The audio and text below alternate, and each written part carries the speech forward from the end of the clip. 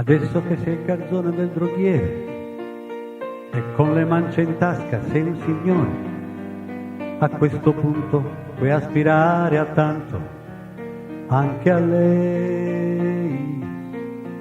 Sua madre, quella strega, è sempre uguale, con gli occhi d'assassina così venale, diventerà finalmente un po' cordiale.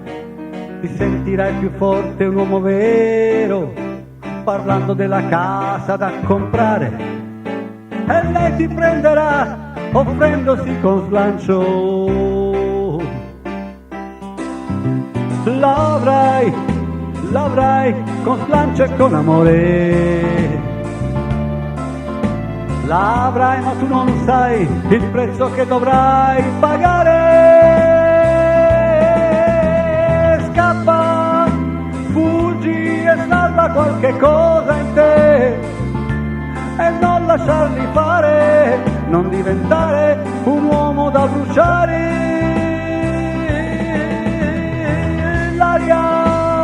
L'aria che respiravi poco tempo fa, ancora il suo profumo di cose vere, di cose pure, di libertà. No, non domandarti dove, come trascinerai la vita tua, con chi cancellerai il tuo nome, per chi? 2 etti di prosciutto, sì signora, è ancora a letto con la febbre il suo bambino. Che peccato, vuole anche il formaggino?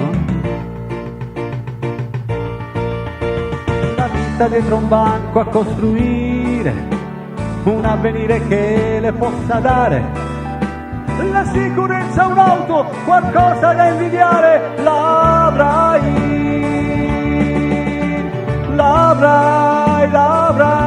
con slancio e con amore. L'avrai, ma tu non sai il prezzo che dovrai pagare.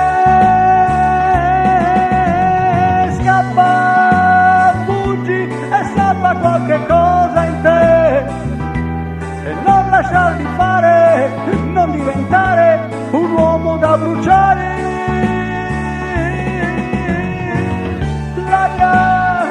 L'aria che respiravi poco tempo fa, ancora il suo profumo di cose vere, di cose pure, di libertà.